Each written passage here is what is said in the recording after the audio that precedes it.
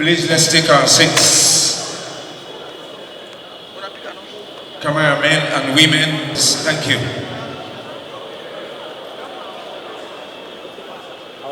Annual CSO and Media Engagement 2022 to order, and ask that we observe prayers as I invite Mr. Aruna Ture and Pastor David S. Kumba to lead us in the Muslim and Christian prayers. Please come forward, Pastor David Kumba and Aruna, please.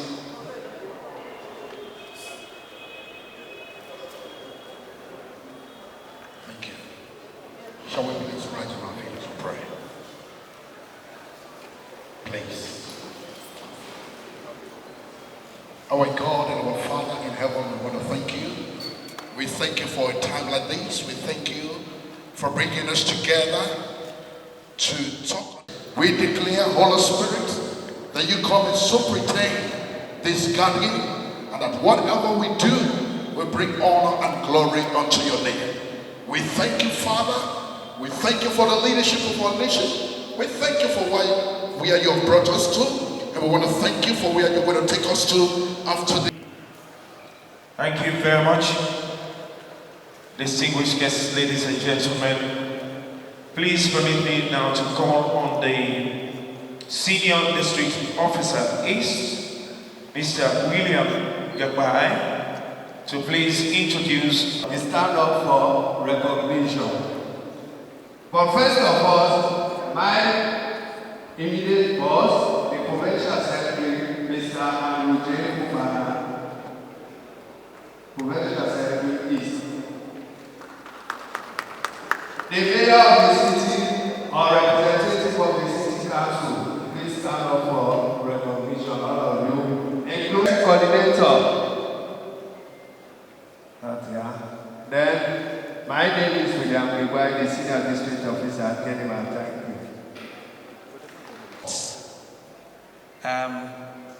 We have with us Minister Mohammed Rahman Suare, the Distinguished Minister for Information and Communications. Thank you. And he is... Colleague ministers here present, I wanted to recognize especially the Minister of Information and my colleague from the South who is here to give me support, if that is true. Representatives and heads of ministries, departments and agencies, local councils, my traditional leaders,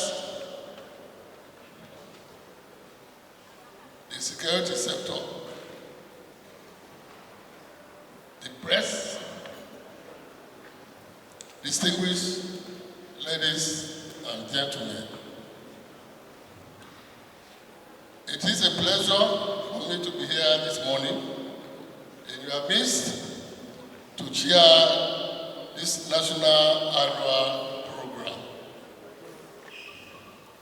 I'm told that in December 2020 and November 2021, the Ministry of Information and Communication organized an annual media and CSO retreat in Bo City, where both local and international journalists, as well as civil society organizations, were brought together to assess the achievements and challenges of MDAs in the course of the implementation of the key manifesto commitments in the new direction agenda and the provision of the medium-term National Development Plan 2019-2023. Kenema City has been selected to host this year's annual media and CSO retreat, which will be held simultaneously with an exhibition platform for MDAs to physically showcase the accomplishments of government and to discuss severe issues, among which will be the setting of an agenda for the year 2023. In this connection, let me assure you of my personal commitment and support as Minister of this region and those of all the Easterners. May I also therefore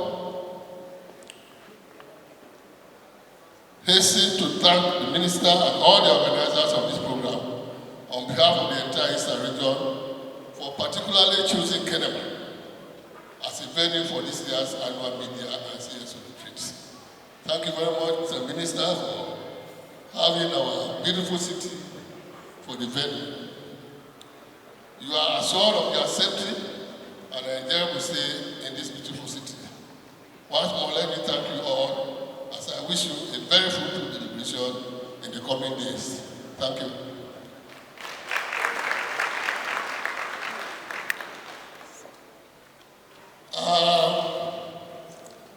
I think we'll go straight with the program.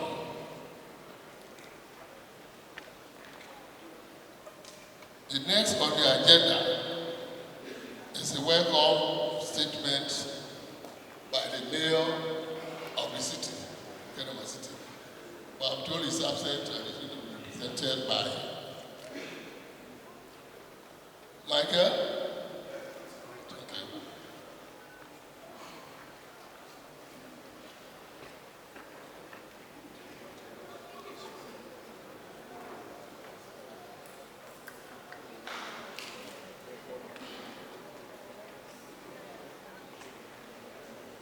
Good morning, all.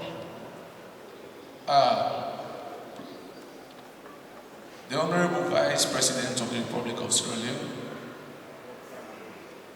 the Resident Minister South, Resident Minister East, the Honorable Minister of Information and Communication, the Deputy Minister of Works, members of the High Table,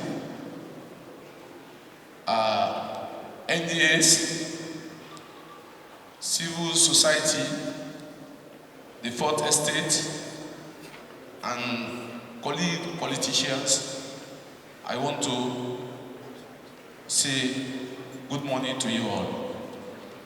My task here this morning is to welcome you to this enviable city, that is Kenema City. On behalf of His Lordship the Mayor, I want to welcome you all to this nook.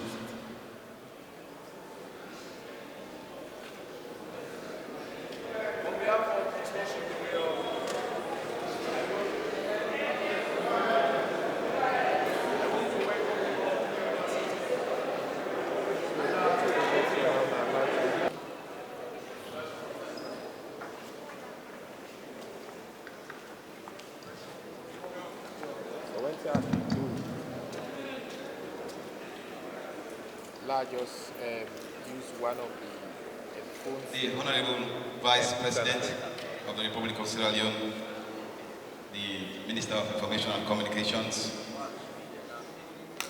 Cabinet Ministers on the High Table,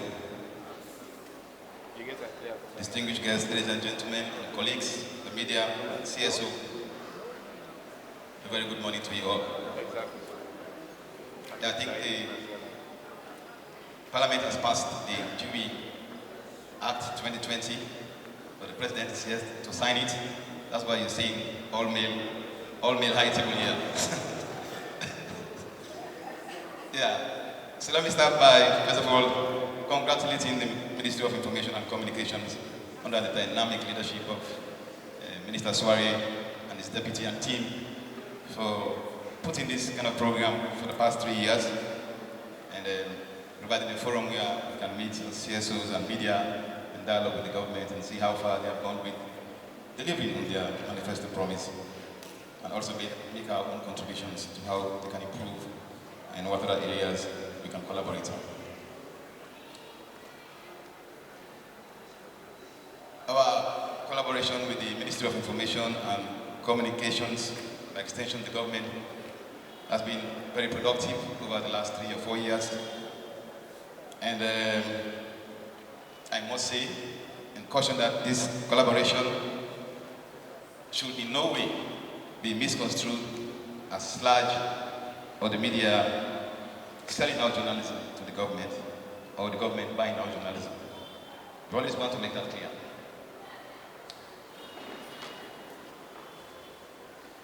we are not selling, and the government is also not buying.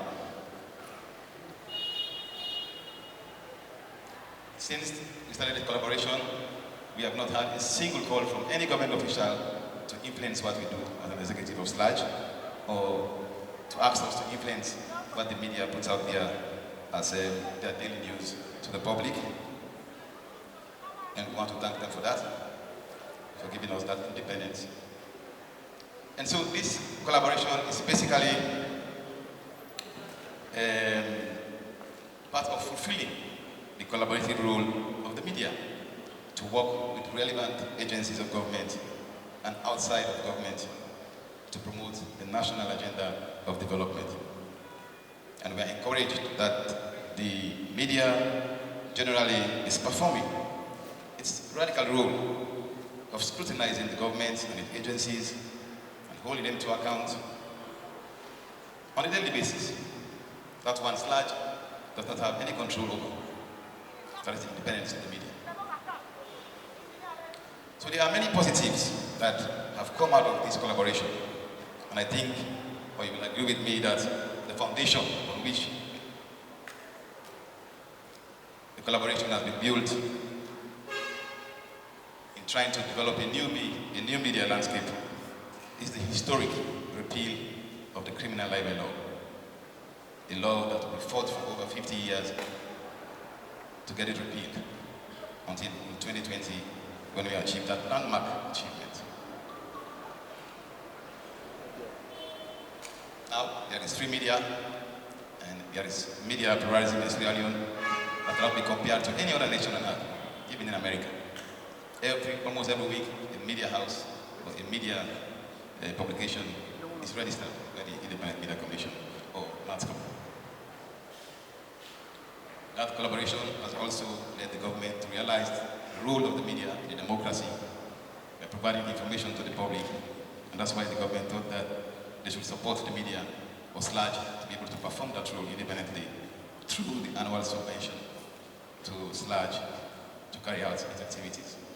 That subvention was increased from 250 to 500 million oleos in the last year.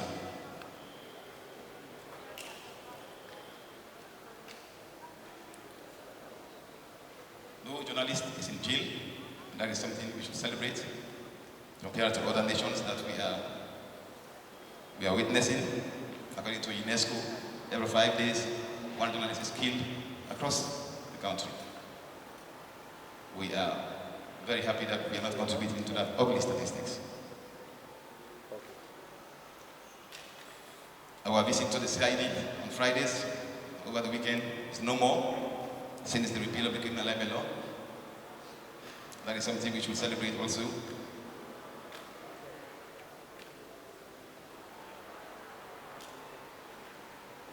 We have made the biggest leaps in the history of the media in Sierra Leone in the World Press Freedom Index, 2 years in a row, owing to that repeal of the criminal libel law. And because of all of these achievements, the Sierra Leone was invited to be part of the Global Media Coalition. We have governments across the nation engage and peer review their commitment to enhance free media and freedom of expression. We have had initial meetings with the leadership of that platform to understand their work and their objective and how SLAJ and Sierra Leone can benefit from their interventions.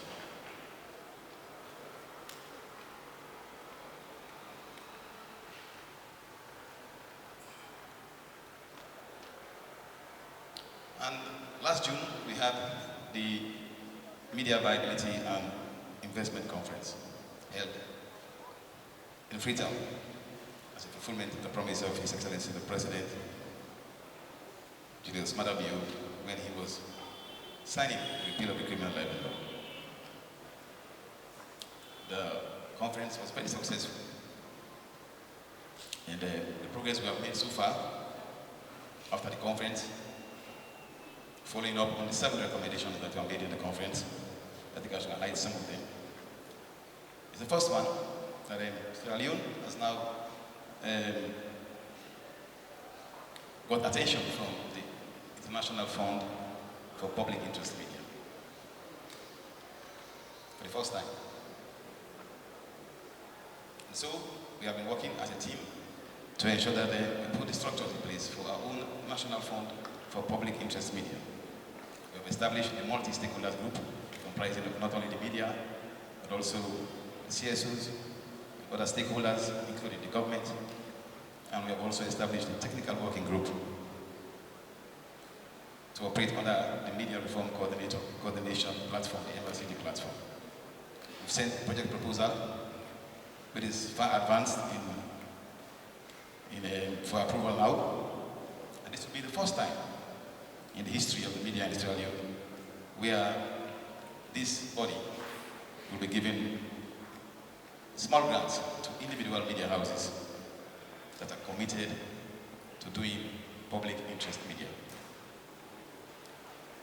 And that is basically doing investigative reporting, in-depth reporting on governance issues, accountability, transparency, and service delivery at the local and national level.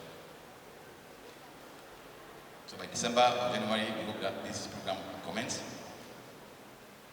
And there has been about $100,000 that has been approved for all of these structures to be set up, $50,000 for setting up of the structures and $50,000 as grant. And so we're expecting the counterpart funding from the government as part of its commitment during the conference to ensure that we kick off with this very important activity in the new media of Sierra Leone. But there are also key responsibilities that the media also has to do to ensure that we achieve what we want to achieve for the media. And that is one, basically, the media has to review our governance and leadership structures to ensure accountability also, because we cannot hold others to account when we ourselves are not accountable, to attract investment and to ensure sustainability. The media should also explore new business and revenue generating models and move away from the traditional way of doing things. Take advantage of the digital space and see how you can also get audience there and make revenue. The conference also encouraged the government, together with its partners, to provide and encourage scholarship, training, and capacity building for journalists, so that we have professional journalists with the capacity to articulate on issues, comment on issues, and bring up alternatives to government policies. That is also the call for the government to take affirmative action to promote community media. It's very important at the local level, and the public broadcaster, Sierra Leone Broadcasting Corporation. The local councils, we are also urged to support community media to improve information provision as well as civic engagement around local government development policies and initiatives. It also called for the government to see how they can introduce new tax incentives and waivers for community media. For example, reducing the tax on the importation of equipment that we use. And the SLBC. The SLBC's governance and fundraising models should be reconsidered with a view to giving the SLBC greater independence and financial freedom to improve its infrastructure, enhance the quality of its content, and devise longer-term business plans. Then the conference also called on the government to legislate a national policy on advertising. It is a very critical issue for the survival of the media in Sierra Leone. And it went further to urge the government to introduce regulations for fair and transparent allocation of public sector advertising using criteria such as compliance with the NRA regulations, NACIT, IMC, and NATCO. You should know that government is the biggest advertiser, but they're also the biggest debtor. We're looking at something that government put a policy where for every advert they give to the media, they pay in advance 50%. This happens in other countries. And to see how we can also work a plan with the Ministry of Finance to see how we deduct some of these payments from source. I will find another way on how media houses who have published adverts or who have broadcast adverts for government agencies are paid.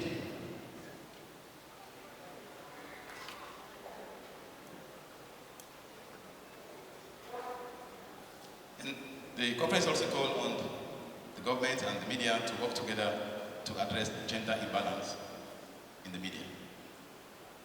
And what better body to facilitate that than SLAG? We have already set up a gender advisory panel, and we hope that they will be able to research the status of gender representation in the media. And we also want to encourage women entrepreneurs to enter into media development or media business.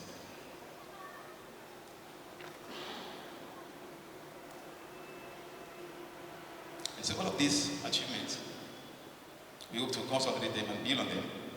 And for the National Fund for Public Interest Media, we hope that we will work with the government to ensure that the status of the bodies that we've set up have legality, and also finalize the criteria and guidelines and tools for operationalizing the fund. We also need to work together as a team also to define what we mean by public interest media in our own context in Sierra Leone. So that is the good news of what we have been doing, what we have achieved as a result of this collaboration with the Ministry of Information and Communications. But there are still outstanding issues. We still have issues with the land for SLAG. We are still working with the Ministry of Lands to ensure that we achieve this one before the next elections. And not only for here in Freetown, but also for North. And here we have already gone far advanced in Kenema, the Eastern region. The office has already been up to 40% completed, and we hope to see politicians, members of government or government agencies who are stationed here to see how they can support this process, so that by the time we come here in June for our own annual general meeting, to be an occasion for us to officially open that building. And you know what that will mean for the people of Kenema, for the journalists in Kenema, the Eastern Province, having their own secretariat.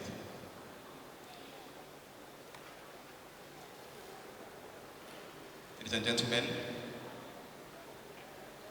this has been the relationship we have with the government, and I continue to insist that it is nothing like a way of us mortgaging our independence, our integrity. We have tried to work with the government and at the same time hold them to account. And we continue to urge the media to be responsible, to be able to do the things professionally as well into the elections. One of the critical issues we have to deal with is disinformation, hate speech, and fake news. But to be at the center of these elections, given the fact that we have had an increase in the number of people who are using digital space now, who have access to social media. There are people or agents who are there to transport some of those ill-motivated messages to local communities and amplify those messages and get our people who unsuspecting and carry them away to do things that they themselves will not do if they have the correct information. So part of our program for the elections is to ensure that SLAG and the media serve as a hub where you can go and cross-check information around the elections. Everything you need to know about the elections, we want to be at the center so that we put a plan together, not just in Freetown, but across the country, and make sure that we have a relationship with the ECSM and the other EABs to be able to get access to the information and put it out there in terms of debunking misinformation and disinformation around the elections, and also debunking some of them if we have the information in real time. So So that is what we want to do, and we want to encourage the government to be very supportive of that endeavor, because it's very crucial for this election. On that note, let me finally end by conveying a message from the public. And since Sludge has become a trusted voice, that I should tell the government that things are hard, the economy is very hard, it's difficult for even workers, let alone those who are not working.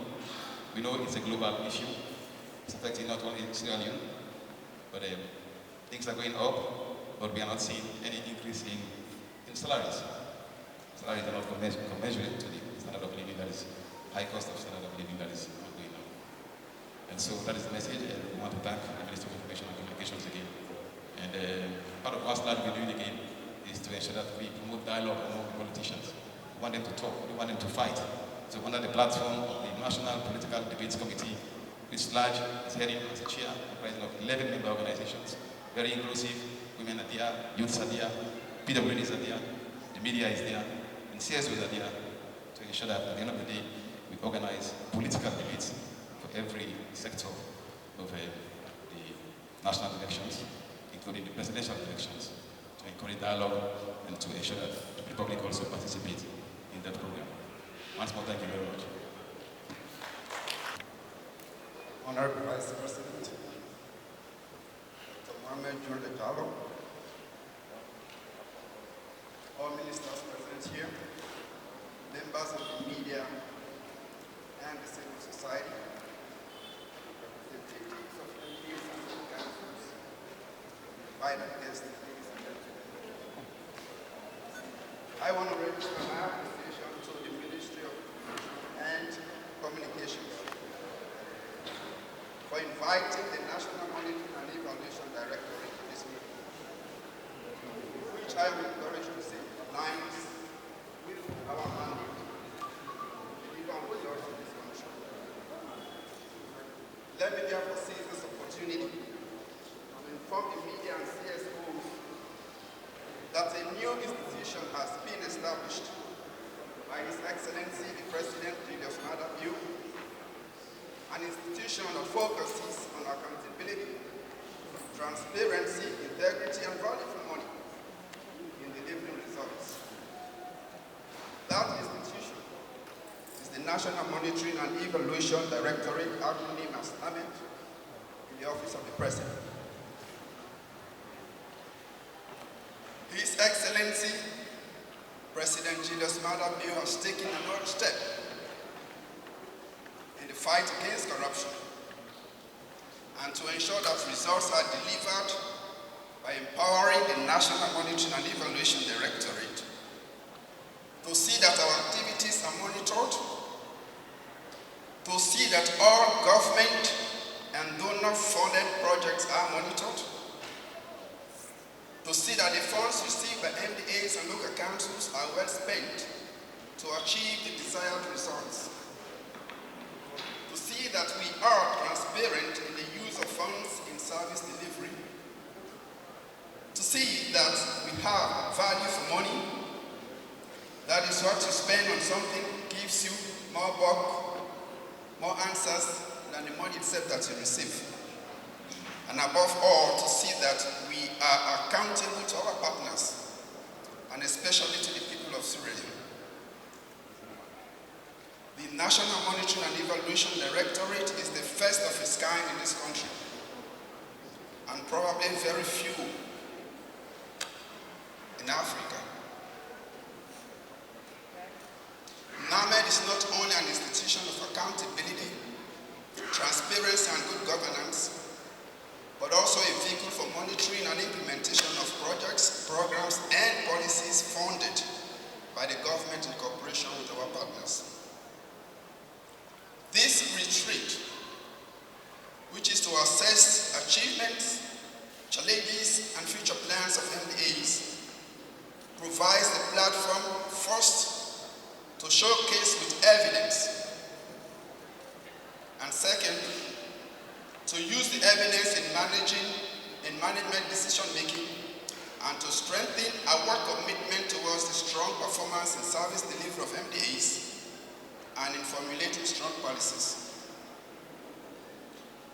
retreat, I believe, will further serve as a trigger for sharing experiences, emerging practices in MDAs, in their delivery, and a new knowledge to entrench the culture of accountability in all MDAs. I'll emphasize that accountability is crucial, considering that it increases the adoption in the public sector to enhance performance towards achieving the aspirations of the new direction agenda, our National Development Plan, the African Agenda 2063, and the Sustainable Development Goals.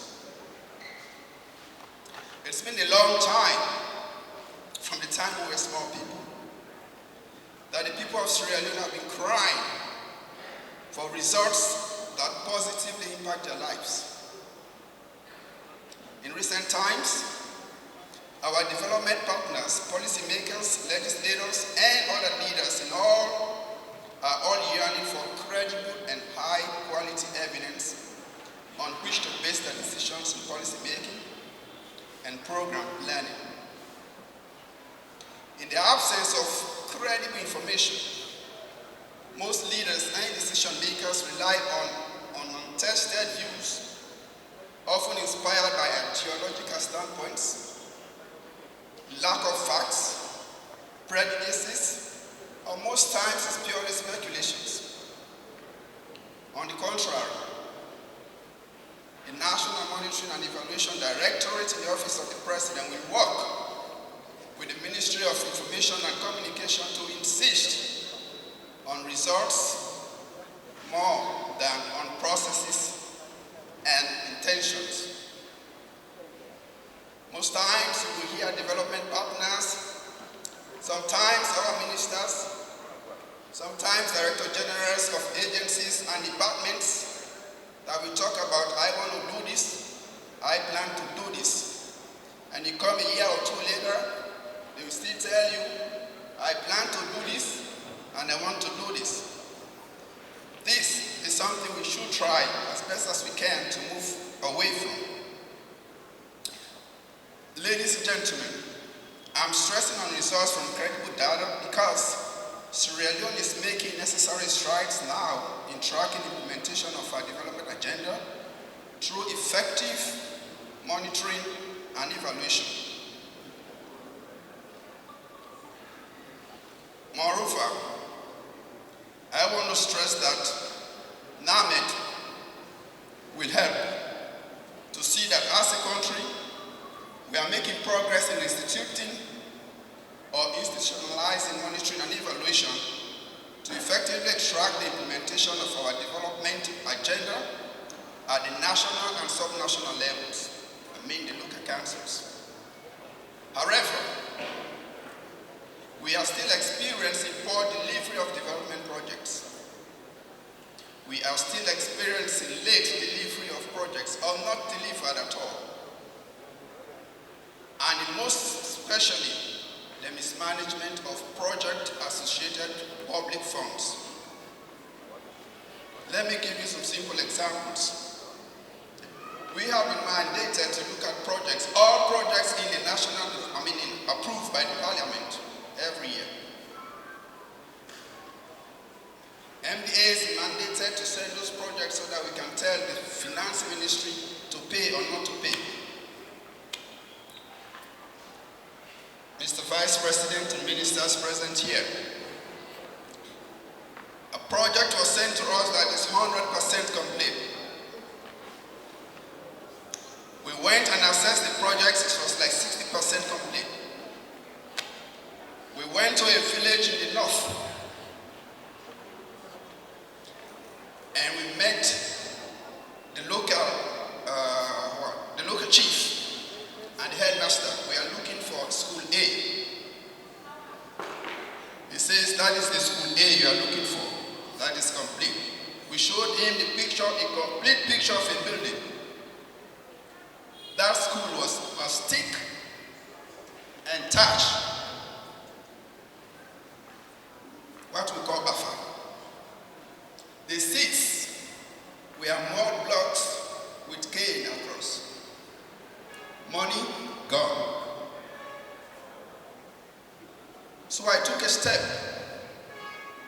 that our chiefs have a structure in this country.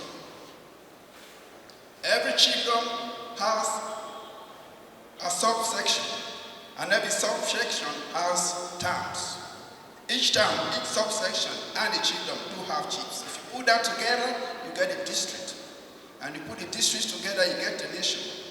So I partner with them to be monitors. In less than 1 week, a chief in the Connaught district sent us a photo of a contractor building a bridge that put banana under it, banana stem, and covered it with mud.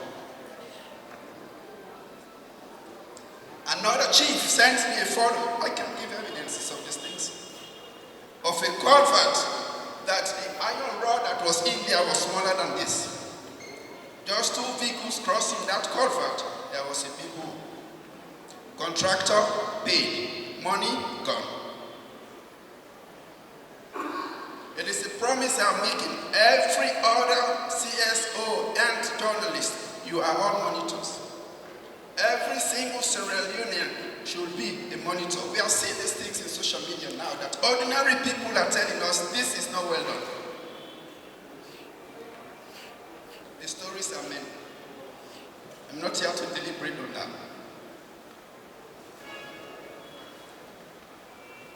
Mr. Vice President, Dr. Jude Jalo, these are things I believe are at the center of your heart.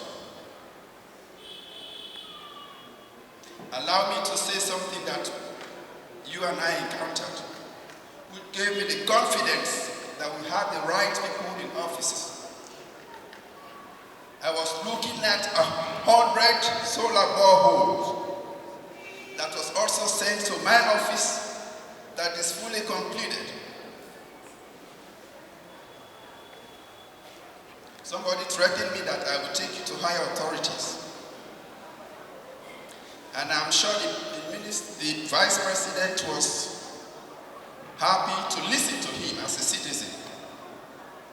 And the Vice President called me and I said, sir, that project is not fully completed yet. They have problems. They need to go back to the field. You can imagine how you can panic when VP they call you. And the Vice President told me, Dr. Edwin, go on, produce a result. I followed that message that you gave to me. And I told the man, go do it. Yesterday, he sent me the report, 100 solar boreholes completed.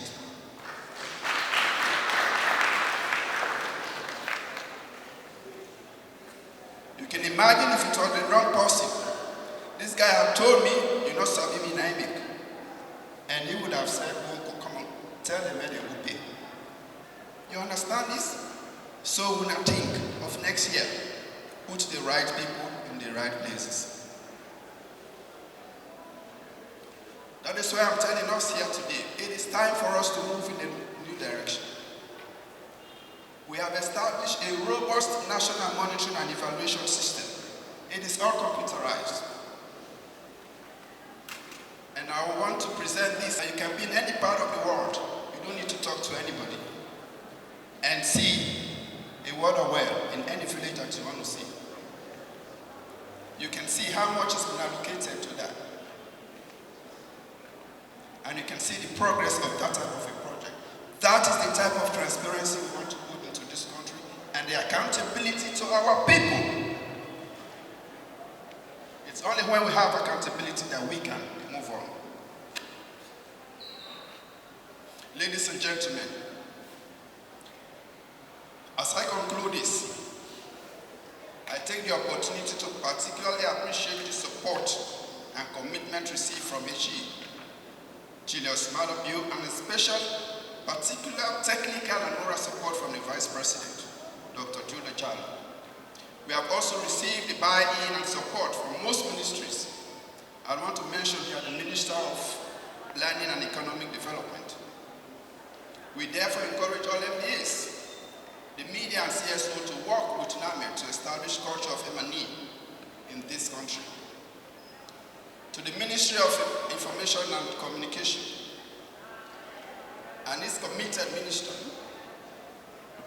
partnership with NAMED has just begun. But I want to say we'll continue to work with you and prepare for the second term. We assure you as NAMED that we are prepared at any time and at any moment to provide you with the right information so that you can disseminate the gains the government is making, the constraints faced, and highlight unsatisfactory performance. I thank you all and God bless us all. What we do at the IMC,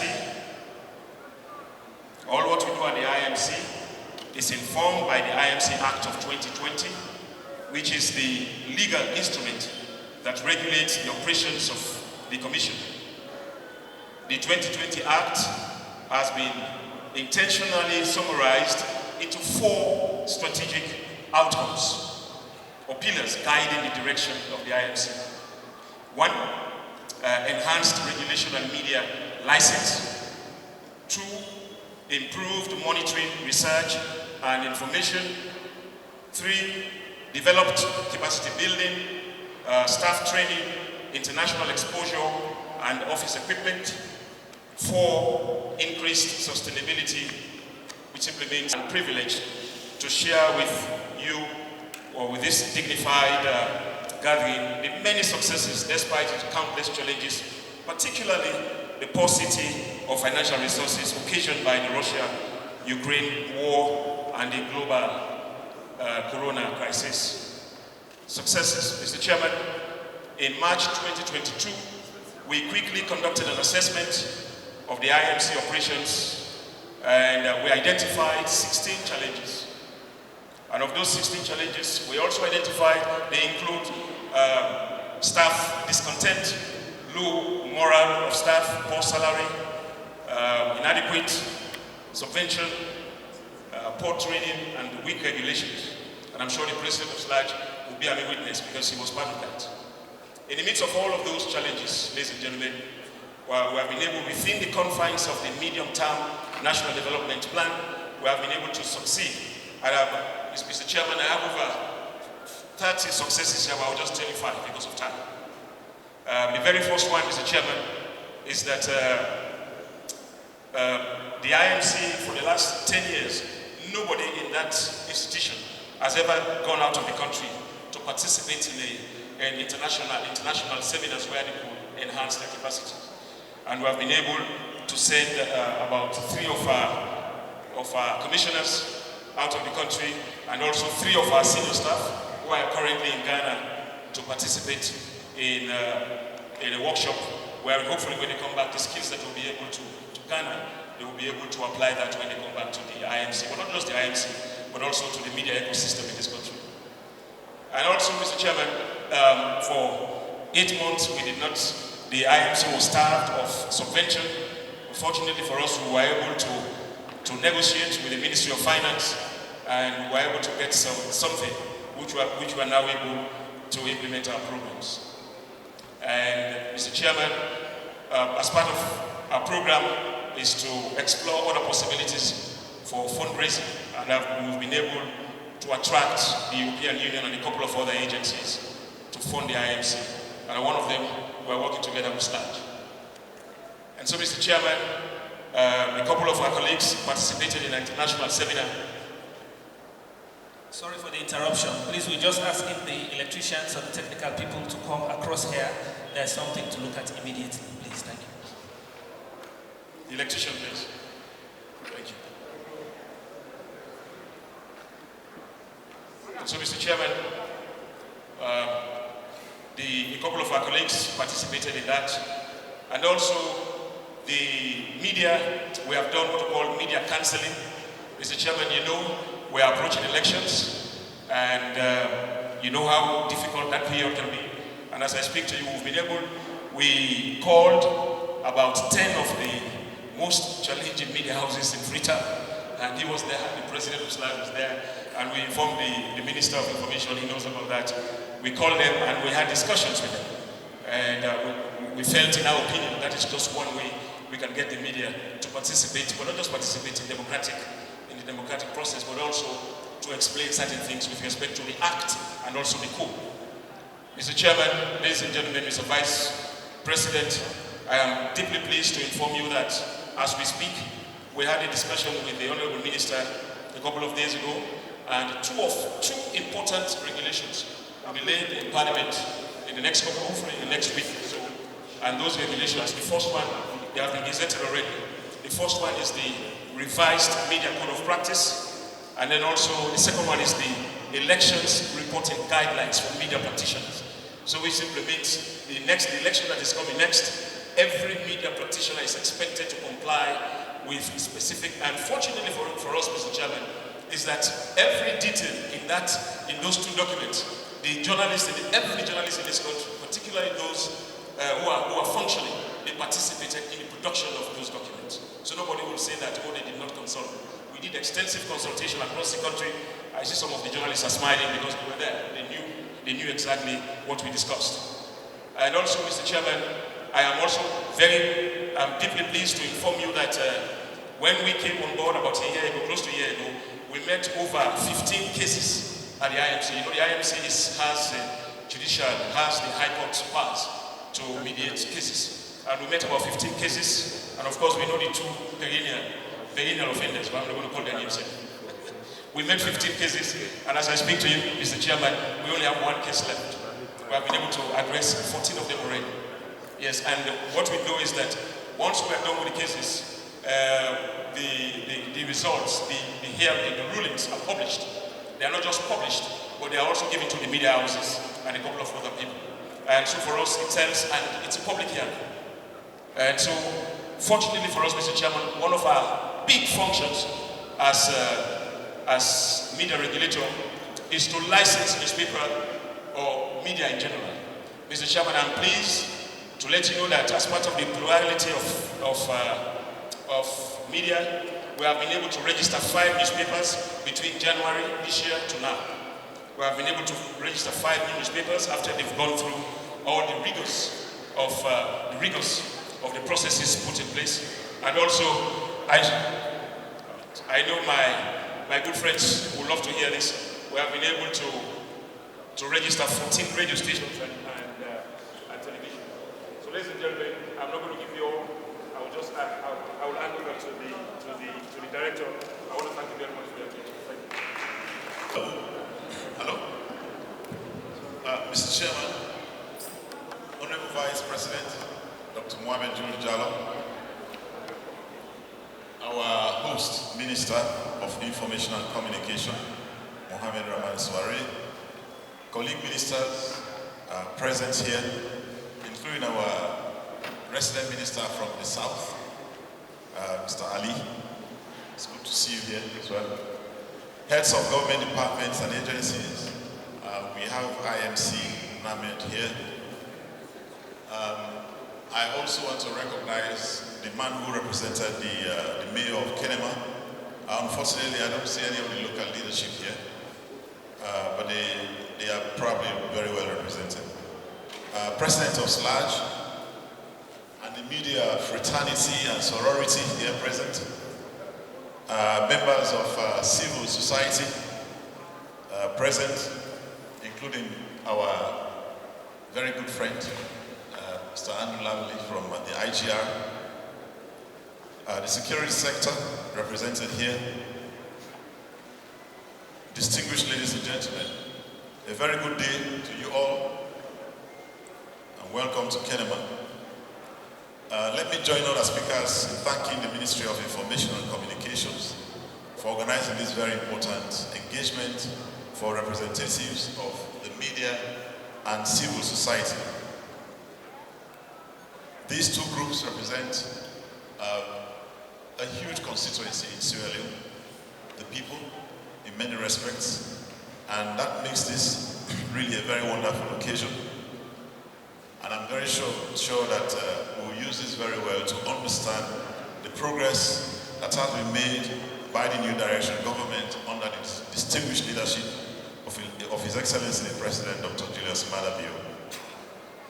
Again, we are talking about progress made in the face of unprecedented challenges internationally and nationally.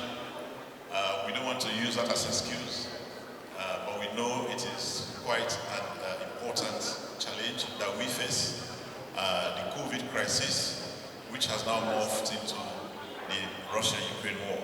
So both crises have been very rife during this period, but we are happy that we can actually discuss progress today. I would like to thank the people of Kenema, the Eastern region, for hosting this very important event. Let me also appreciate the presence of a formidable cross-section of the media and CSOs here this morning. This is quite impressive and an indicator of how well healthy the relationship is between government and the critical sectors in our national governance. Again, like the CSO representative said, this is a very inclusive approach. This government does not exclude any group in this process. And I think together we are actually co-developing Sierra Leone. And we are very appreciative of the role you are playing. Mr. Chairman, Honorable Vice President, let me thank the Ministry of Information and Communications and your team for the choice of the theme for this year's conference, annual gathering, consolidating democracy, our collective, shared and patriotic responsibility. I think this is music in our ears, and we are all very much committed to this process. And this is really democracy in action, and something that is not lost on some of us. Mr. Chairman, the focus on review of implementation of the medium-term national development plan is clearly rewarding and very, very necessary as we enter the final year of implementation of the medium-term national development plan. We said it was from 2019 to 2023, and next year will be our final year, and we are happy that this review is taking place just as we enter the final year. And to assure you that the Ministry of Planning and Economic Development is already consulting and thinking of the follow-up plan. That will be the next medium-term plan, which will run from 2024 to 2028. And I'm happy that that you will all be part of that process. Now, we are very happy for this particular review, and I want to say this for so many reasons. First of all, the Ministry of Planning and Economic Development, MOPED, is responsible for transforming His Excellency's Manifesto Promises into a national development roadmap. And this has culminated in a medium-term plan, which has become the Bible for everybody. And what we did in that ministry was also to make sure that we consulted more than 2 million Sierra Leoneans across the country to put that plan together. Honorable Vice President, Chairman, colleagues on the high table, my brothers and sisters in the CSO Media Alliance. It's quite a pleasure to be before you to address this very variegated August meeting. I was going to ask whether I was meant to climb this. Was I? But that would be well, I'm already, I'm not vertically challenged. So. Honorable Vice President, after listening to all of the speakers before me, probably the most decent thing to have done would be to just say thank you and I retire to my seat. But I owe this country a duty. I've sworn an oath to serve with every fiber in me. So I'm going to start bearing in mind that you have to address and go on to other time-bound official engagements. So to those who look forward to a long speech, I'm going to disappoint you today.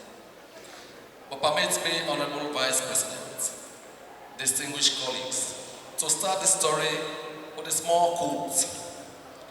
They say, until the lions have their own historians, tales of hunting will always depict the hunter as a brave man. So, as a government, we believe we have to be able to tell our own story.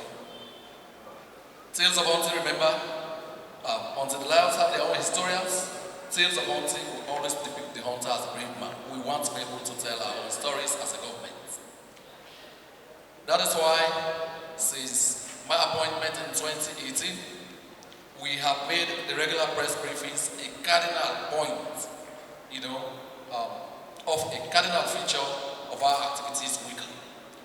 That is why all of you seated here have seen us in your communities, because we believe part of the cardinal responsibilities we have as the information and communications ministry is to help bridge the communications gap between government and citizens, and citizens' feedback to inform government policies. Here, the Honorable Vice President, I'm also aware that following on the first quote, that until the lions have their own historians, tales of hunting, we always depict the hunter as a brave man. But there is this story that a very close friend who has spoken here before me has shared with me. It underlines why we have brought all of you together so that we can continue to co-create, to communicate together, and to reach out to our people. There was this aircraft leaving Lagos some years ago. The passenger, both the son and mom, were in the economy class. But the aircraft was configured in such a way that they had to pass through business class. So they passed through this business, as they were passing through the business class, the old woman sat there, little realizing she did not have a business class ticket. All efforts to prevail on that woman to go to her right category in the flight proved futile. From other passengers to the crew to the pilot, the woman insisted on saying where she was. At that point, the son was called in. The son came, got very close to that woman, went by her ears and whispered something. So the son whispered, say, you know what, mommy? This was a whisper. Say, you know what, mommy? This part of the plane where you are seated is not going to Lagos. This is going to Abuja. So once the son said that to her, she left the business class and went to the economy class. Why am I boring with all these stories? Trust is important in this business. Trust is important. Who tells the story is important. So in that case, but for the intervention of that young woman, the woman's son, with whom there was abiding trust, she would have defied everybody and stayed on in business class. So trust, so the reason why we have continue to encourage the civil society media dialogue is because, we want trusted parties to join us. We know they trust government, that is why in the first place they vote governments into power, but we need other trusted parties to be able to tell the story. So welcome to our world, distinguished ladies and gentlemen. When the idea of organizing the media, civil society, interface with government first occurred, there were a lot of apprehensions in the room, including where can we raise the money, considering the fact that even funding mainstream, mainstream activities is a challenge. We have always had support, abiding support from His Excellency, the Presidency. So they told us it's a good idea that must not die because of funding. So we started the program 3 years ago. And for me, this is a very fulfilling moment.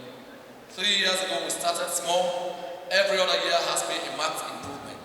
Last year, the keynote speaker was the Chief Minister. This year, we have elevated the discourse.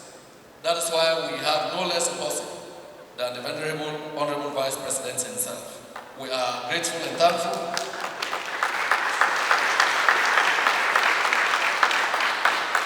I'll tell you why that round of applause should be louder and definite.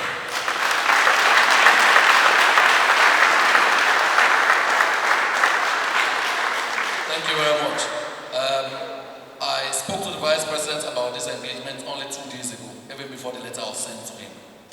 But because he also believes in bridging the communications gap, because he also believes in inundating our people with, much needed information, he readily had to jettison other important businesses of government to be here. So we appreciate that.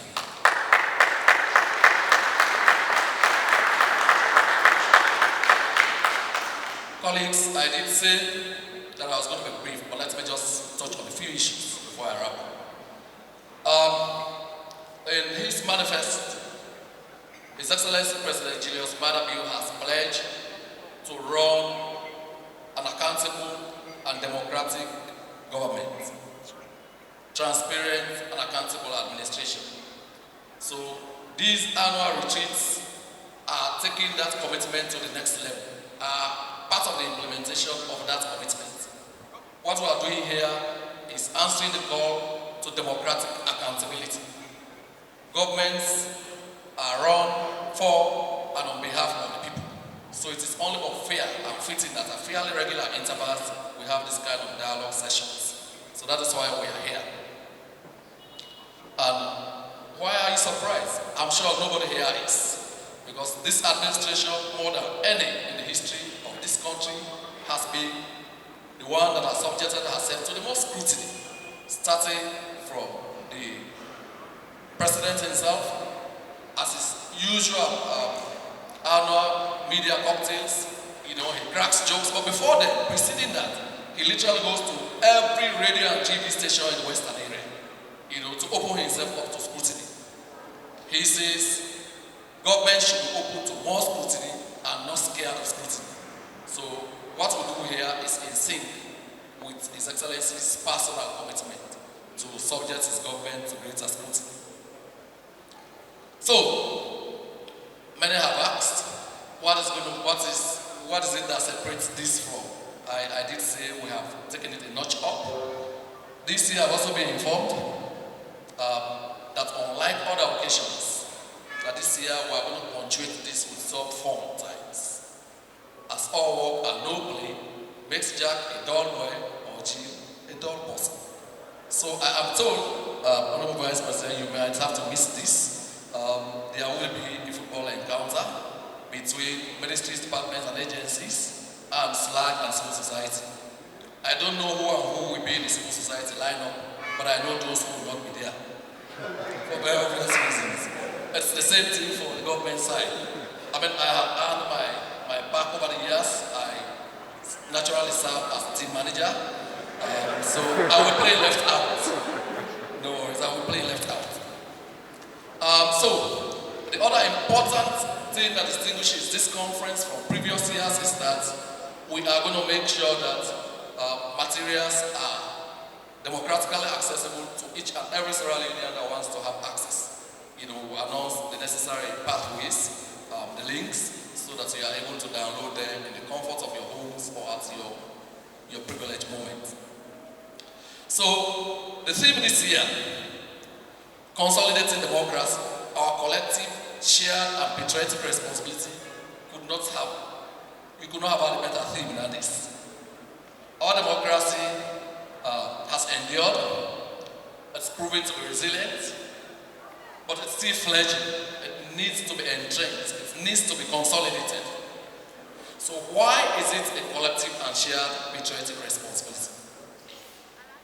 Many believe that the business of government is only for those elected, His Excellency the President, the Vice President, and those of us who are choosing or those who are elected to Parliament. But more often than not, we have found that when things go wrong, everybody from every nook and cranny eventually pays the price. We had a debilitating 11-year-old civil war here. Some very dignified Sierra Leoneans that I know died in refugee camps, sadly enough. We had a whole generation of Sierra Leoneans who missed out on schooling, and many more. We are living with some of those challenges today. A large army of unemployed and unemployed youth, sometimes underemployed youth. So consolidating our democracy should really be seen as a collective and shared patriotic duty. I will only insist on one. Peace. This is the duty of all Sierra Leoneans. If we have peace or without peace, the economy doesn't matter. Without peace, the economy doesn't matter. Free quality education wouldn't matter. Civil society, everybody will be running for life and limb. My friend Andrew and others might probably be in some refugee camp somewhere. He is no stranger to being a refugee. Because in far from Nigeria, we have that instability here. So I say to Sierra Leoneans, maintaining the peace, stability, and security of this country should be seen as our collective, shared, and patriotic responsibility. Because this is what helps to consolidate democracy. If there is no peace, the economy wouldn't matter, like I said.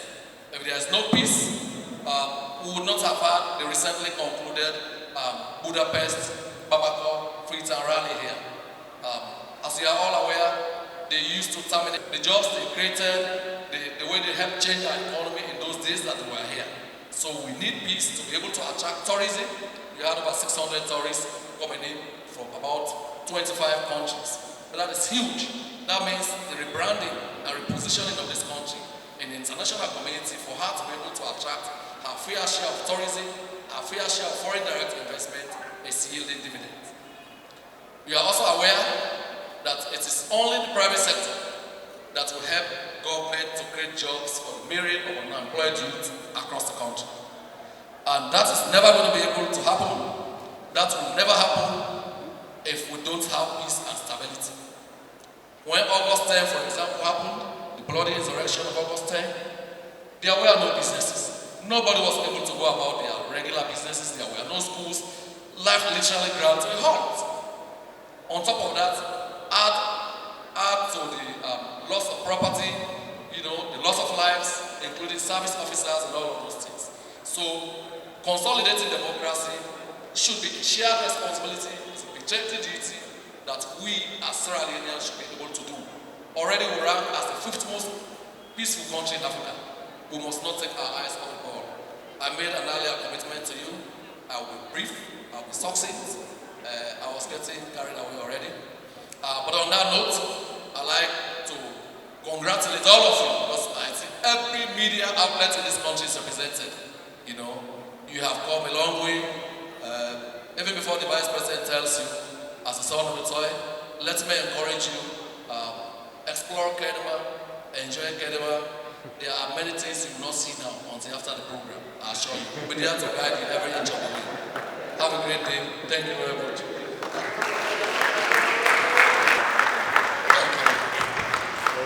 Thank you very much. Kindly sit down, please.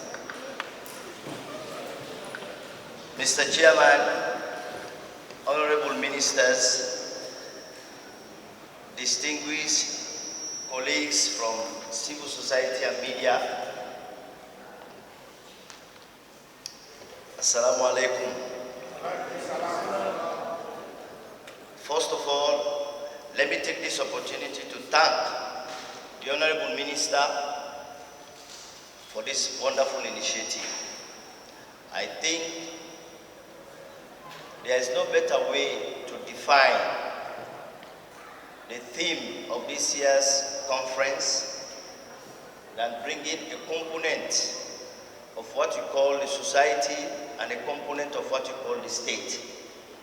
You see, if you want to building a democratic state and society involves so many things. Today, I'm going to limit myself in one of those very important things, that is a functional state. A functional state. You see, when you talk about the state, every country is made up of society and the state. The state is that institutional architecture that is carved out of society to look after the affairs of the larger interest. And civil society, of course, media is part of civil society. They are also carved out of the society to engage that space that defines the state-society relationship. So today, I am going to limit myself to just talking about my own part of the story. That is a state, a functional state. Because if you want to talk about democracy, you have to have a functional state. A state that has the capacity to deliver development, and also a state that has the capacity to create a viable democratic space. If you look at the history of the decline of democracy in sub-Saharan Africa, particularly in the 70s up to the 90s, and the resurgence of multi-party rule, you realize that there's a linear relationship between a state, a country that is doing very well, and democracy. Most of those countries in the 80s and the 90s that could not even deliver basic development, they were under very serious stress to even deliver the basic tenets of democracy, meaning even money to organize elections they don't have. Any country that cannot organize free and fair election, whether supported or not supported, tell me that the functionality of that state is really questioned. So today I'm just going to dedicate my time to talk about the role of the state. What the new direction government led by His Excellency Dr. Julius Madabio in the last 4 years, how have we been faring on to deliver development?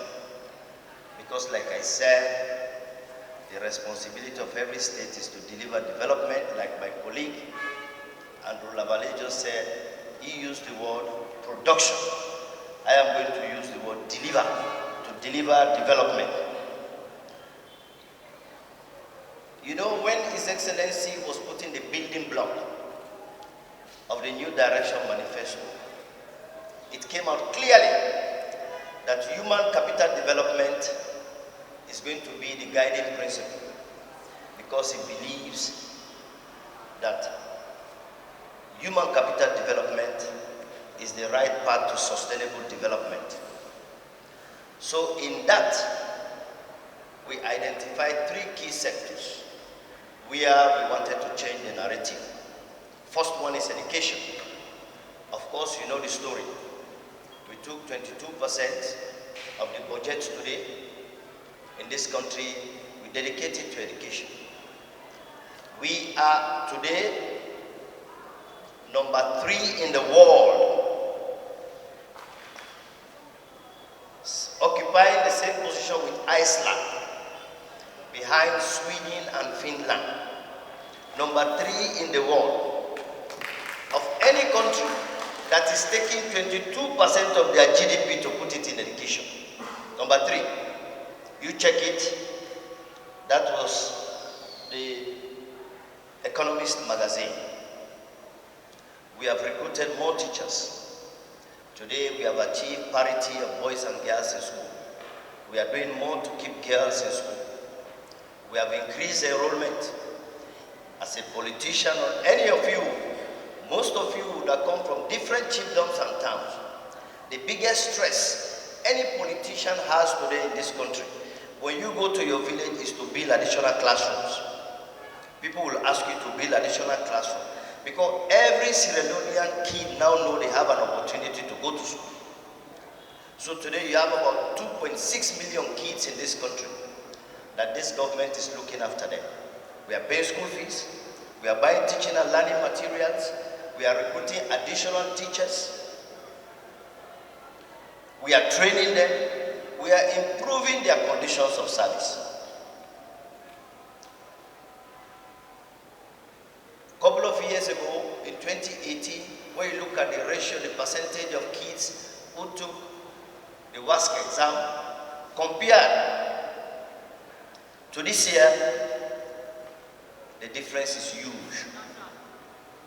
And the passes have increased because there is now a momentum in the country that everybody should be educated. Today you have over 300,000 kids in higher technical education. That is a record-breaking figure.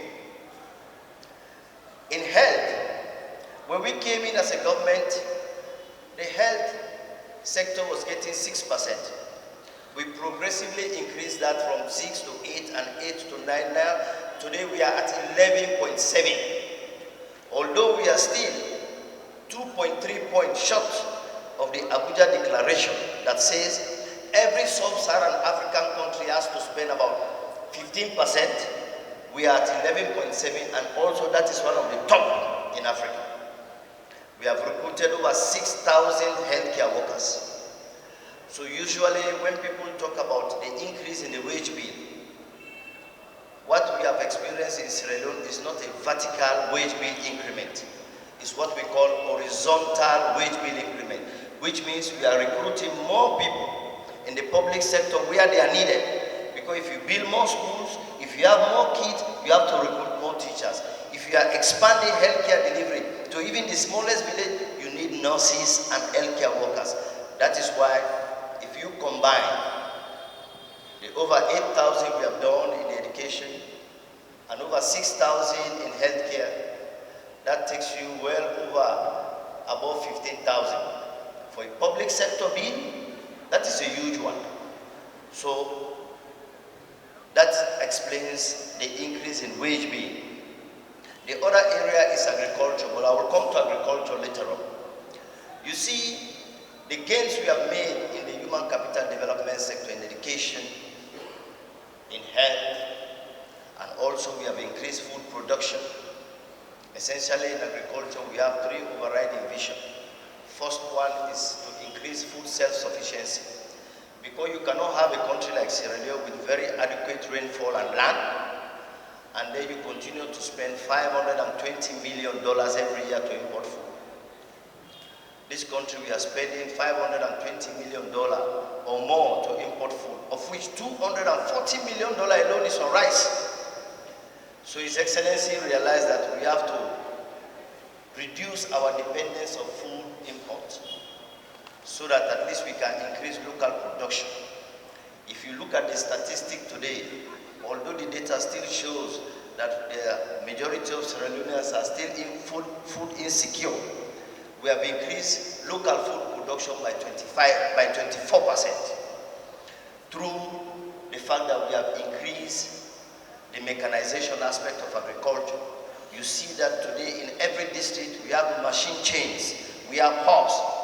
Before this time, machines to do agriculture are based in Freetown where there are no farms.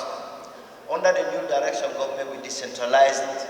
So if you go to Kenema, if you go to Kono, if you go to Potloko, Kambia, you have a machine chain hub to support farmers so that at least that introduction of mechanization to help small outgrowers is making huge impact. That explains the 24% increase in local food production. The other third component in agriculture is that we see agriculture as the future of job creation. I'm going to specifically talk on job creation because what I want to do is to build a bridge between His Excellency Human Capital Development Vision and the future. And what is that future? That future is what we call the productive sector. Because when you educate people, when you provide school for them, and you provide good health care, and you are able to feed them, you have to create jobs for them, and you have to allow businesses to grow. That takes me to the productive sector. The productive sector is that sector that will allow government to make money, that will allow government to create jobs. Because if you have a government that is taking 22% of its budget on education alone, where you don't have any financial returns, and you take 11.7% and put it in healthcare, then that government has to develop the productive sector to get revenue so that you are able to support the social sector. So on the productive sector, the key element is energy. When we came in 2016, in 2018, energy access in this country was 16%. There were only 4 major towns in the whole of Sierra Leone that had electricity. 4. It's Freetown, it's Makeni, it's Kono on and off, not even stable, but local on and off depending on the season because of the Bankasoka hydro. But apart from that, no other towns in this country had electricity. You can imagine, no country will develop if you don't have an energy base. So the first vision of His Excellency in that direction was to move from what we call utility energy to productive energy. Meaning we don't just need light to power our phones or light schools and hospitals, but we need light to support. So this government took extraordinary steps to move, to increase generation, to increase distribution, and to increase transmission. So today we have moved from from 16% to over 34% in this country in energy access. Today we have over 50 towns, small towns that have small scale off-grid solar solutions. It means those over 50 towns, and we are going to increase another 54 that are presently under construction. Those 50 towns, they now have solar, they are able to power healthcare center, this community. So you have a kind of economy growing around that electricity supply. I don't need to talk much about our colleagues who reside in Bo and Kenema and Kono. They will tell you the beauty of having electricity. It's not only to charge your phone, but they now know that small businesses are growing.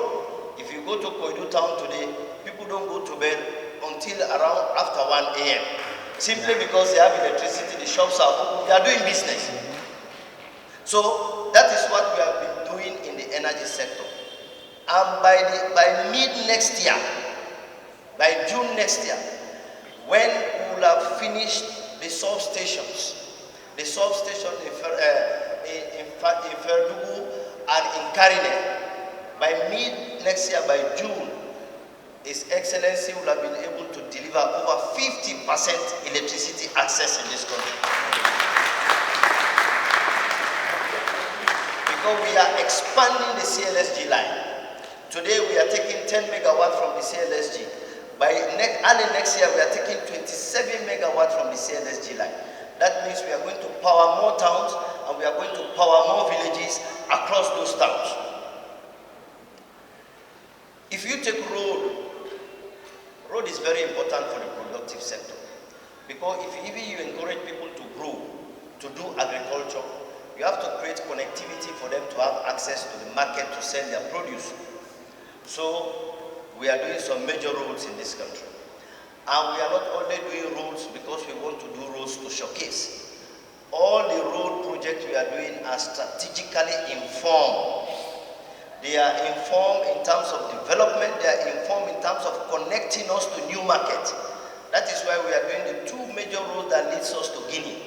From the Kono end, which is a 78-kilometer road, and from Falaba, which is a 73-kilometer road from Falaba to Farana, and then from Kono to Gegidu, so that at least those neighboring towns will come to Sierra Leone to buy markets, and then Sierra Leone will be able to supply them, and then we increase the productive base, because you have to develop what we call a trade-dependent economy for your country to go before. So we have to sell. So we are building roads that are improving them. Also, we are building bridges in areas where you have colonial ferries, dangerous, but not only dangerous, that has not been able to enable farmers to access markets. So we are building those bridges and we will continue to build more of them. We have also made huge strides in the digital economy. I think in the next maybe tomorrow, the Minister of Information and Telecommunication will tell you some of the gains we have made. Today the world is going digital, and Sierra Leone has not been at the backstage. We are in the front stage because we are increasing energy access, we have increased fiber optic access. So today you have more Sierra Leoneans, even grandmothers in villages now, they have WhatsApp. Even if they don't send message, they send voice notes.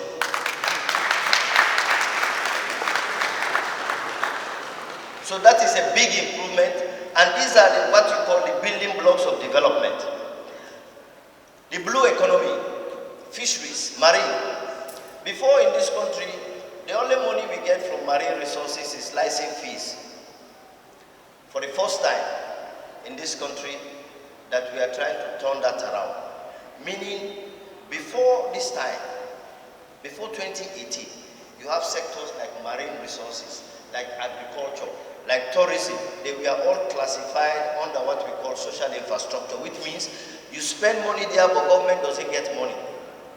His Excellency Julius Marabio said, no, agriculture, tourism, and marine should be able to we should be transformed into revenue generating sectors. And today they are contributing to the revenue of this country. We have engaged in reforms, we are transforming them. Today Sierra Leone is exporting fish. not only to the west, but to neighboring countries. We are exporting fish to even Ghana, to Senegal. We are exporting cooking oil to Mali, to Cote d'Ivoire, to Guinea, to Senegal. We are exporting soap noodles. So since 2018, Sierra Leone external trade in terms of exporting what we produce in Sierra Leone has increased. And that is bringing additional foreign currency to us, and it is also creating jobs. That is the next thing I want to touch on. Job creation. That is a very big agenda.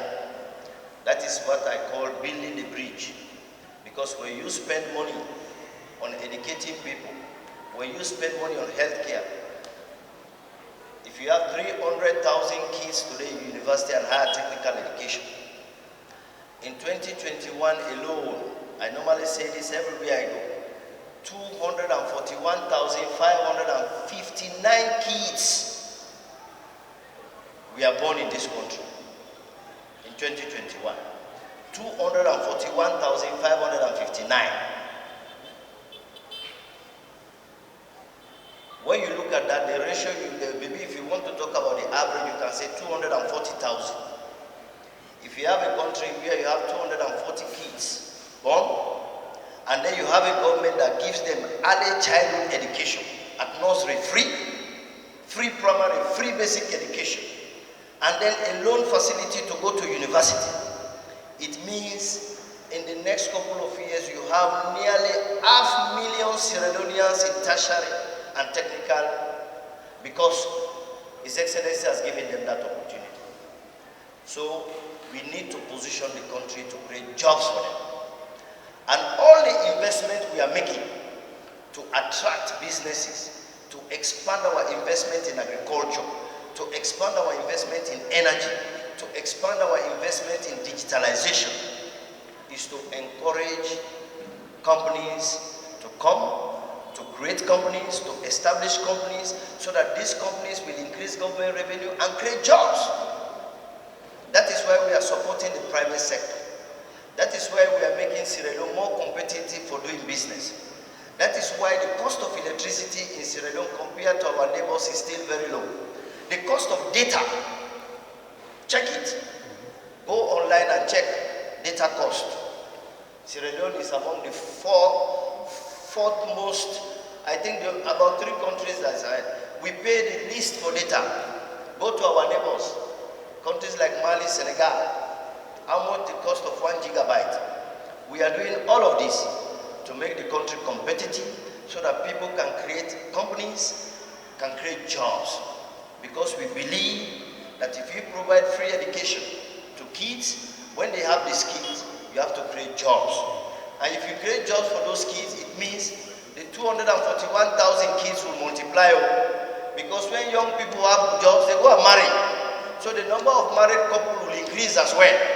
So in the next couple of years, that 241,000 will go to 270 or 80,000. So there's going to be a very viable, energetic youth population. And we are doing everything. Just last week, His Excellency opened the National Youth Employment and Empowerment Fair to showcase some of the things we want to do for job creation. Distinguished ladies and gentlemen, these are some of the things we are doing as a government. We are doing our own bit. Like I said, if you cannot deliver development, you will not be able to deliver democracy. So we are doing our own part. In the area of governance, my colleagues before me, the slide president, our brother from IGR, the Minister of Development and Planning, they have all highlighted what we have done. We have improved the rule of law in this country. We have expanded justice delivery mechanisms.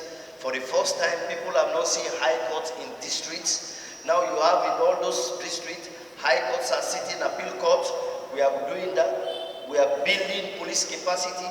We have increased the salaries and conditions, improved the conditions of service of the security and defense forces in this country, so that they will be able to deliver justice, and we have expanded gender empowerment.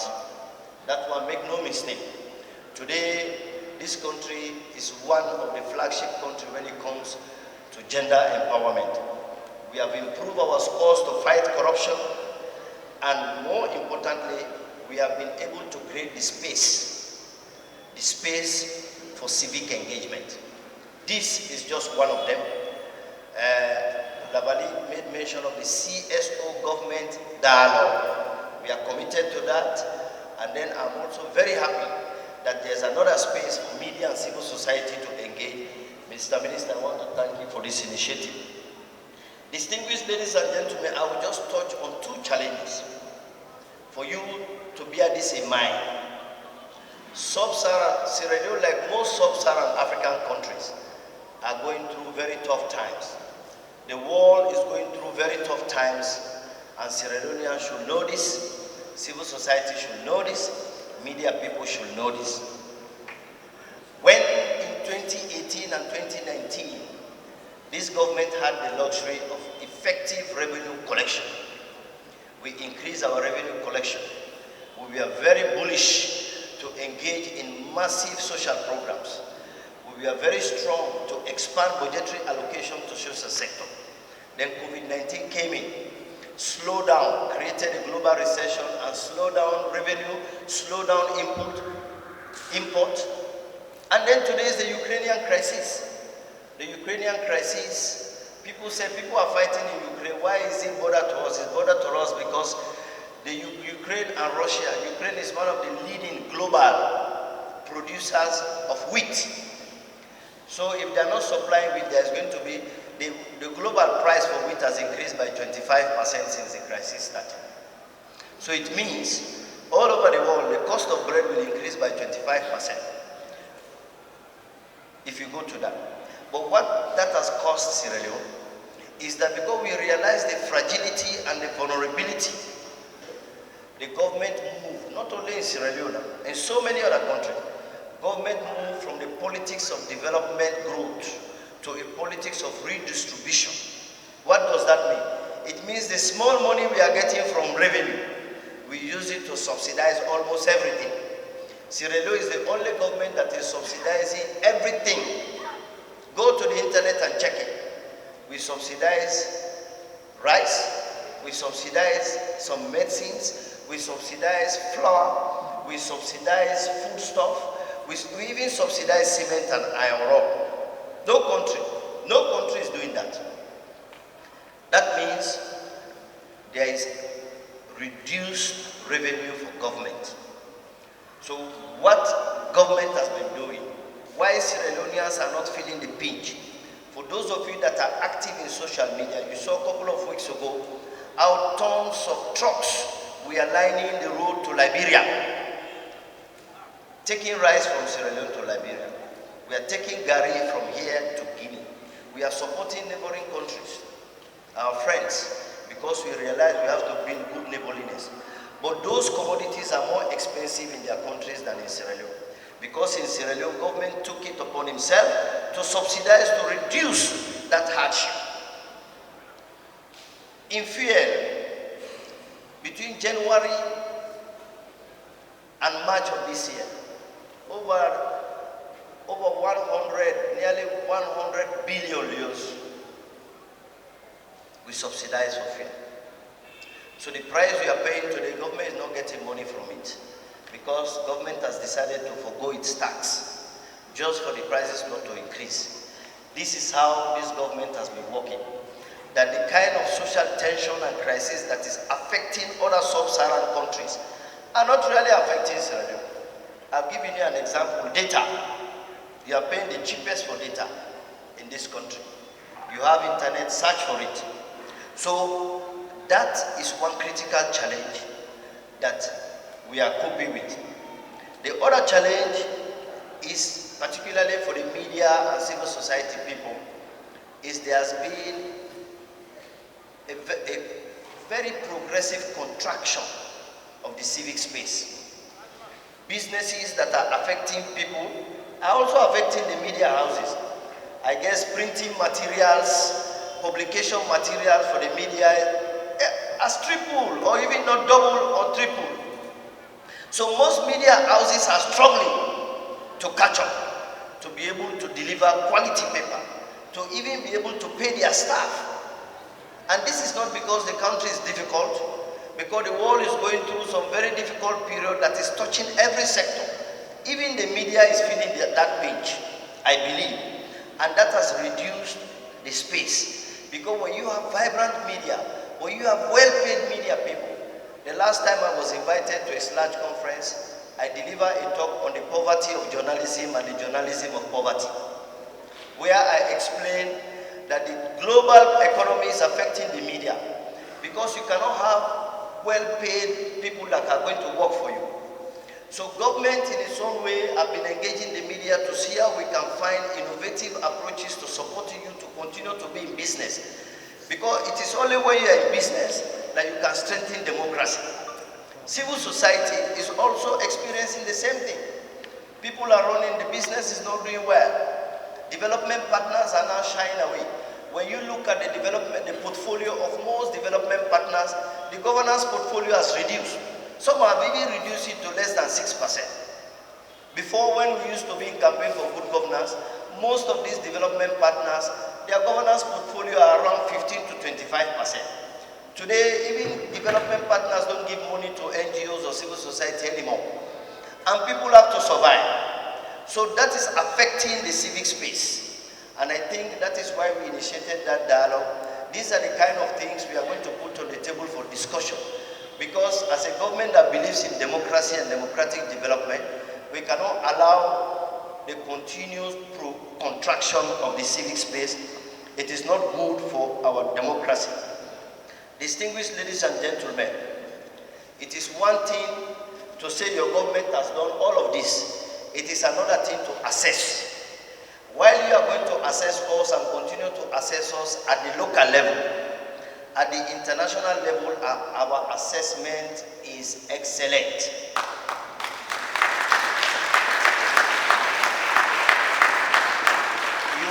You have what they call international benchmarking. International benchmarking is those international standard or measurement tools that development partners, international organizations and countries have put in place to measure the progress of countries, either in terms of development or either in terms of democratic governance. We have been doing very well. I give you a few. Just last month, we presented the EITI report evaluation. That is the Extractive Industry Transparency Initiative. We scored 87% as a country. I told President when we went to launch, I said there are countries when they have 55%, they declare public holiday. So if you have 87%, I think it's 4 days public holiday. We passed that with 87%. And Sierra Leone is one of the few African countries that has a membership in the board, who in the person of the Minister of State in the office of the Vice President.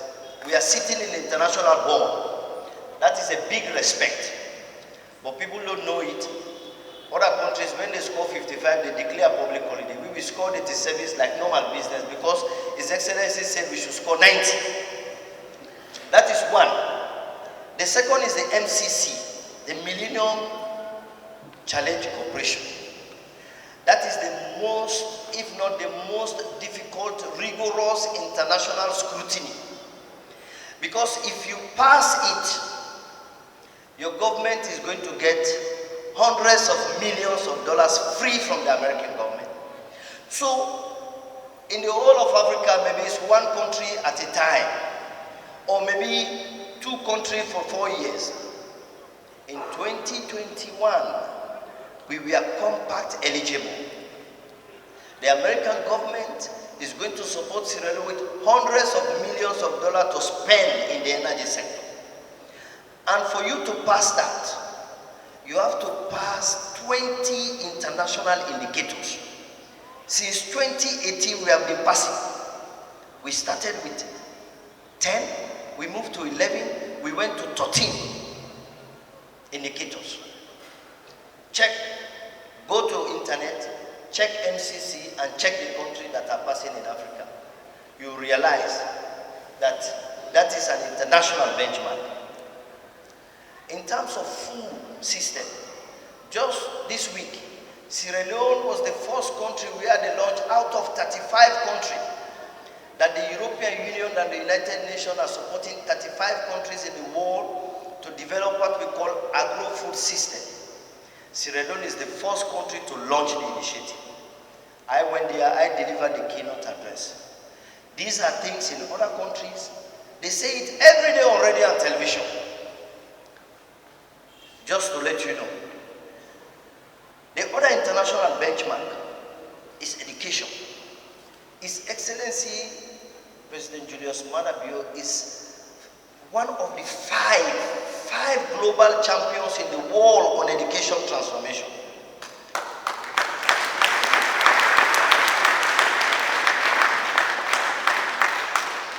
If you take Africa alone,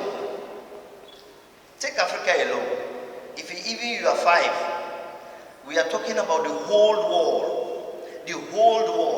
for your president to be chosen as one of the 5 global champions. That is not a small measurement. That is not a small evaluation. That is an international recognition of the effort His Excellency has done in terms of education transformation. You have what they call the Sustainable Development Goals. This year, we launched the report at Hill Station. And the entire report was very positive. Pass mark for Sierra Leone in most of the SDGs. That is not Sierra Leone doing it. That is a scrutinized evaluation by the United Nations in all the SDGs. They write their report. They even don't share the draft with us. They said, in terms of SDG implementation, Sierra Leone, we are doing very well. So this is what we get from international benchmarking. This is the recognition.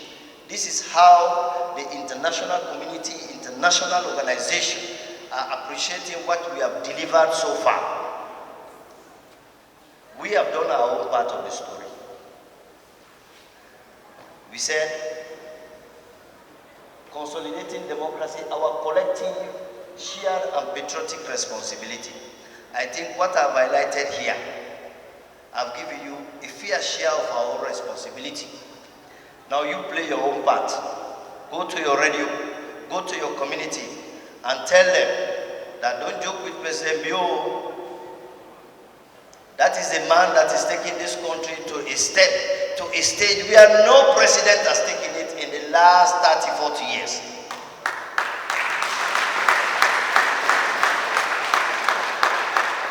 Go to your communities, engage your people, share the news of the good work the president and his administration has been doing. And this, I told people, is just the beginning of the journey. Because when we say new direction, it's not turning back. Distinguished ladies and gentlemen, I think we all have our own responsibility. But if you judge us qualitatively, I think we have done our own fair share. We'll continue to do more. We ask you to do your own fair share by telling the story of what we have been doing. I think at this stage, I have to hand over the mic, because if it is 1 year to election, you give a politician like me a mic to talk about what we have been doing. I will not release that mic till evening, because there are so many things you will hear tomorrow. But this is an administration that has taken this country to a stage as a Sierra Leonean. Wherever you travel or whatever conference you attend, you will be proud of your president and your government. Assalamu alaikum.